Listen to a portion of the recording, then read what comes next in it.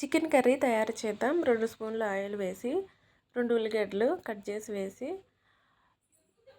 ఉల్లిగడ్డ వేగిన తర్వాత 1½ స్పూను అల్లం వెల్లుల్లి పేస్ట్ వేసి పచ్చివాసన పోయేంత వరకు వేయించుకోవాలి. తర్వాత 1 kg చికెను శుభ్రంగా కడిగింది, పసుపు, ఉప్పు, 2 టమాటా కట్ చేసి వేసుకొని బాగా కలిపి మూత పెట్టి ఇందులోంచి ఆయిల్ వస్తాయి, నీళ్ళు వస్తాయి, అవి కూడా ఇంకిపోయేంతవరకు వెయిట్ చేసి తర్వాత 2 పచ్చిమిర్చి, తగినంత కారం వేసి బాగా కలపాలి. తర్వాత చికెన్ మునిగేంతవరకు నీరు వేసుకోవాలి. ఇది బాగా గ్రేవీ వస్తుందండి. తర్వాత మసాలా తయారు చేద్దాం.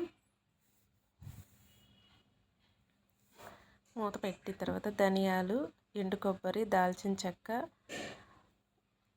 యాలకులు, లవంగాలు మెత్తటి పేస్ట్ లాగా తయారు చేసుకోవాలి. ధనియాలు తర్వాత పచ్చివాసన పోయేంత వరకు